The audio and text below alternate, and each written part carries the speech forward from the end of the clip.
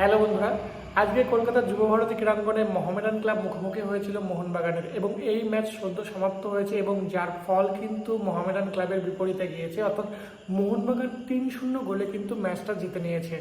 এই ম্যাচ খেলতে নামার আগে মোহনবাগান কোচ মরিনা কিন্তু অনেকটাই চাপে ছিলেন। অপরদিকে অ্যান্ড্রে চেনিসব কিন্তু কিছুটা হলেও স্বস্তিতে ছিলেন, যদিও তাদের ডিফেন্ডাররা ভালো ফল করছিল, মিডফিল্ডাররা ভালো খেলছিল, কিন্তু স্ট্রাইকাররা গোল পাচ্ছিল না। কিন্তু অপরদিকে মলিনার কিন্তু অ্যাটাকিং, মিডফিল্ড এবং ডিফেন্স তিনটেই কিন্তু সেভাবে খেলতে পারছিল না, যার জন্য মলিনার কাছে চাপটা অনেক বেশি ছিল। এবং পড়শি ক্লাব ইস্টবেঙ্গলের যেহেতু কোচের পদত্যাগ করতে হয়েছে, সেই রকম জায়গায় অনেকটাই মোহনবাগান কোচেও কিন্তু গো ব্যাক স্লোগান শুনতে হয়েছে লাস্ট ম্যাচে। কিন্তু আজকে মোহনবাগান কোচ মলিনা কিন্তু প্রায় সব কিছুই ঠিকঠাক করেছেন।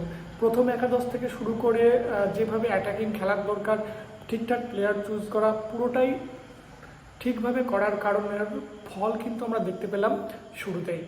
10 মিনিটের মধ্যে কিন্তু মোহামেডান ক্লাব গোল খেয়ে গেল।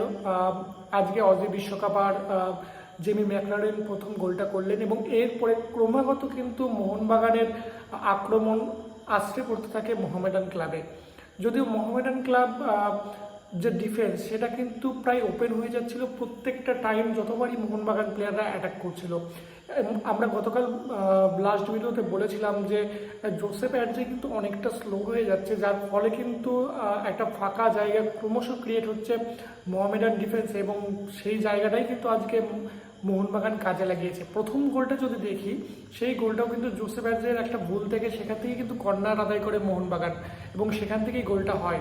এবং পুরো প্রথমার্ধটা জুড়েই যদি দেখি, প্রচুর স্পেস পেয়েছে কিন্তু মোহনবাগান ডিভক্সের আগে এবং তার থেকেই কিন্তু ৩-০ হয় প্রথমার্ধে। এরপরে দ্বিতীয়ার্ধে কিন্তু কিছুটা হলেও মোহামেডান ক্লাব ফিরে আসে এবং বেশ কিছু আক্রমণাত্মক বল খেলতে থাকে তারা এবং অ্যালেক্সিস কিছুটা মাঝমাঠ ধরতে থাকে, কাসিমভ ধরে, ফ্র্যাঙ্কাকে তুলে নেওয়ার পর মানজুকিকে নামানো হয়। কিন্তু মানজুকি গত ম্যাচগুলোতেও যেরকম ছিল আজকেও প্রায় সেরকমই বলা যায়, কোনো উন্নতি কিন্তু তার খেলায় আমরা দেখতে পেলাম না।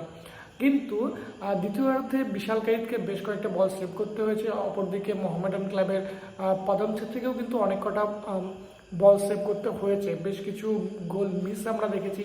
কিন্তু ওভারঅল যদি আমরা খেলাটা দেখি, আজকে মোহামেডান লাস্ট 3টে ম্যাচ যেরকম খেলেছে তার 50%ও কিন্তু আজকে খেলতে পারেনি এবং তার বড় একটা কারণ কিন্তু আজকে মোহামেডানের ডিফেন্স পুরোপুরিটা ফ্লপ করা, কারণ অ্যালেক্সিস একা কিন্তু তিনি টানতে পারবেন না।